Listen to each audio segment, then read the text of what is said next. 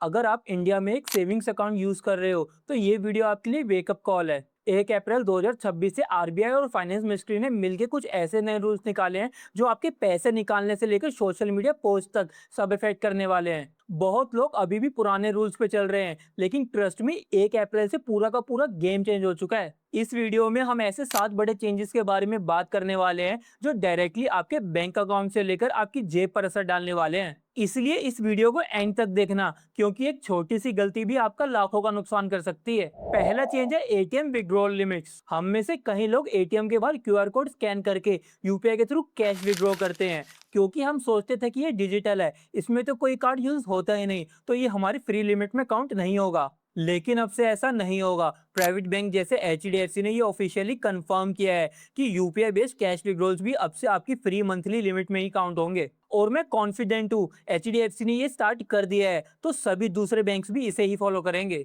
चलिए इसे एक बार प्रैक्टिकली समझते हैं। मान लो आपके बैंक ने आपको मंथली फ्री 5 विड्रॉल्स दिए हैं। पहले हम क्या करते थे, 5 बार कैश निकाल लेते थे और फिर जब हमारी फ्री लिमिट खत्म हो जाती थी तो हम यूपीआई से कैश निकाल लेते थे, क्योंकि वो तो फ्री था। लेकिन अब नए रूल्स के अकॉर्डिंग अगर आपने 3 बार कार्ड से कैश निकाला और 2 बार यूपीआई से कैश निकाला तो आपकी महीने की 5 फ्री विड्रॉल लिमिट्स खत्म हो जाएगी। अब चाहे आप कार्ड स्वाइप करो या क्यूआर कोड स्कैन करो, हर ट्रांजैक्शन पे 23 प्लस जीएसटी लगेगा। इस पे बैंक का लॉजिक सिंपल है, चाहे आप कार्ड स्वाइप करो या क्यूआर कोड स्कैन करो, कैश निकालने की कॉस्ट सेम है तो चार्जेस भी सेम होंगे। दूसरा बड़ा और मोस्ट इंपॉर्टेंट चेंज हुआ है पेन रूल्स और कैश लिमिट्स में। अब 2026 में आपका कैश फ्लो, आपके बड़े खर्चे और आपके जो भी हाई वैल्यू ट्रांजैक्शन है, यानी आपका जो भी बड़ा खर्चा है, वो इनकम टैक्स के डैशबोर्ड पे सीधा दिखाई देगा। पैन कार्ड की इंपॉर्टेंस पहले से कहीं ज्यादा बढ़ गई है। अब पैन कार्ड ज्यादा से ज्यादा जगह पे दिखाना कंपलसरी हो गया है। अगर आपने गाड़ी खरीदी तो पैन कार्ड चाहिए, अगर गाड़ी बेची तो भी पैन कार्ड चाहिए।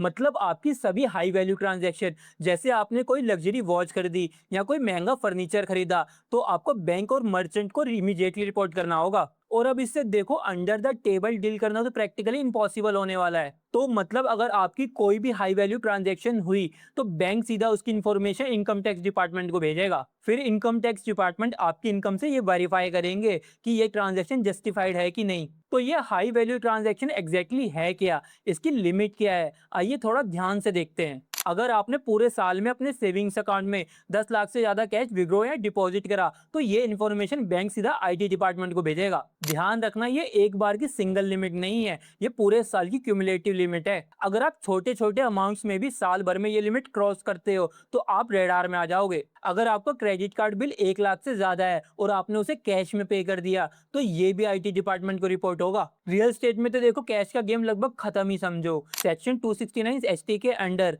आप एक ट्रांजैक्शन या एक दिन में किसी से भी 2 लाख से ज्यादा का कैश का लेन देन नहीं कर सकते। अगर पकड़े गए तो इसकी पेनल्टी 100% होगी। मतलब आपने 3 लाख लिया तो पेनल्टी भी 3 लाख ही देनी पड़ेगी। लास्ट, अगर आपने 10 लाख से ज्यादा की एफडी भी करवाई तो वो भी इनकम टैक्स डिपार्टमेंट को रिपोर्ट होगा। मतलब अब से आपको भी अपनी बड़ी ट्रांजैक्शन का डिजिटल रिकॉर्ड रखना पड़ेगा। अगर इनकम टैक्स का नोटिस आया तो आपको अपनी जस्टिफिकेशन रेडी रखनी होगी। चेंज नंबर 3 है income tax on social media. देखो ये वाला रूल थोड़ा सा डरावना है। अप्रैल 2026 के बाद इनकम टैक्स डिपार्टमेंट के पास ये अथॉरिटी आ गई है कि वो आपका सिर्फ बैंक अकाउंट स्टेटमेंट नहीं बल्कि आपका सोशल मीडिया भी चेक कर सकती है। अब ये काम कैसे करेगा, देखो न्यू इनकम टैक्स एक्ट 2026 के अंडर अथॉरिटी के पास ये पावर है कि वो आपके डिजिटल फुटप्रिंट स्कैन कर सकती है। मान लो आपने इस साल आईटीआर फाइल करी 7 लाख इनकम की, लेकिन इंस्टाग्राम पे 60 लाख की गाड़ी फ्लेक्स की और आप हर दूसरे दिन इंटरनेशनल ट्रिप्स पे जा रहे हो और उसकी रील्स बना बना के सोशल मीडिया पे डाल रहे हो। अब से आईटी डिपार्टमेंट आपका बैंक का डाटा और सोशल मीडिया मैच करेगी।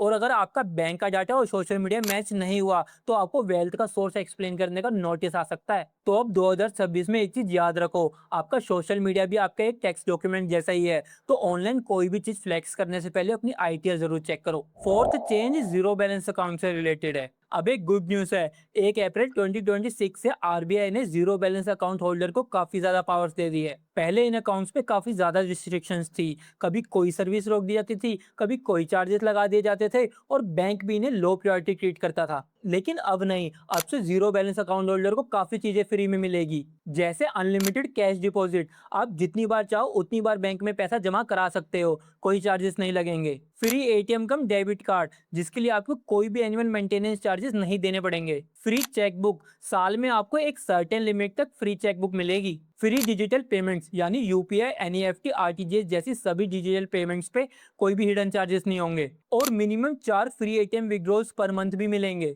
अगर आप बैंकिंग चार्जेस से परेशान हो तो अब जीरो बैलेंस अकाउंट आपके लिए एक अच्छा ऑप्शन बन चुका है। नेक्स्ट जो चेंज है वो है फ्यूचर्स एंड ऑप्शंस ट्रेडिंग में। अब स्टॉक मार्केट वालों के लिए इंपॉर्टेंट अपडेट है। वैसे ये रूल आरबीआई का नहीं, सेबी और गवर्नमेंट का है, लेकिन जानना जरूरी है। अगर आप फ्यूचर्स एंड ऑप्शंस ट्रेडिंग करते हो तो 2026 में आपकी ट्रेडिंग कॉस्ट बढ़ गई है। आप जब भी कोई शेयर खरीदते हैं, बेचते हो, तो गवर्नमेंट हर ट्रांजैक्शन पे एक छोटा सा टैक्स लेती है। गवर्नमेंट ने ये एसटीटी यानी सिक्योरिटीज ट्रांजैक्शन टैक्स बढ़ा दिया है। अब ये कितना बड़ा है एक बार उसे भी समझ लेते हैं। फ्यूचर्स में 10 लाख के कॉन्ट्रैक्ट को बेचने पर पहले 200 एसटीटी लगता था, जो अब बढ़ के 500 हो गया है। ये 150% जंप डायरेक्टली आपके प्रॉफिट को खाएगा। ऑप्शंस ट्रेडिंग में टैक्स 50% बढ़ गया है। पहले 10,000 प्रीमियम टर्नओवर पे 10 रुपए लगते थे, जो अब बढ़ के 15 रुपए हो गए हैं। और लॉन्ग टर्म इन्वेस्टर्स के लिए इक्विटी डिलीवरी 0.1% और इंटरडे कैश 0.025% में कोई चेंज नहीं है। मतलब अगर आप सिर्फ इन्वेस्टर हो तो आपको टेंशन लेने की कोई जरूरत नहीं है। अब बात करते हैं डिजिटल फ्रॉड कॉम्पनसेशन की।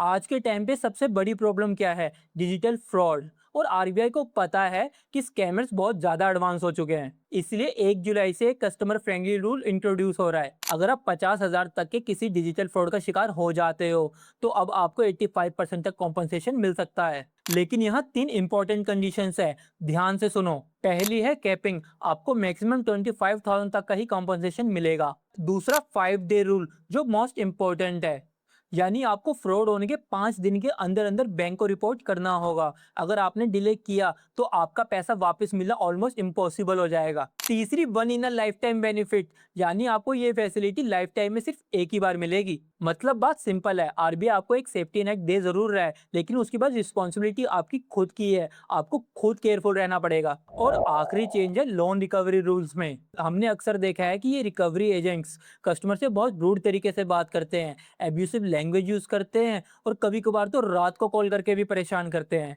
इसलिए आरबीआई ने और स्ट्रॉन्ग गाइडलाइंस बनाई है ताकि कस्टमर प्रोटेक्शन और बढ़ सके। तो चलिए देखते हैं ये गाइडलाइंस क्या है। पहला रूल, नो हरेसमेंट्स। बैंक या एनबीएफसी के एजेंट कस्टमर को मेंटली या फिजिकली हैरेस नहीं कर सकते। दूसरा, स्ट्रिक्ट टाइमिंग। एजेंट सुबह 8 बजे से लेकर शाम के 7 बजे तक की कॉल या विजिट कर सकते हैं।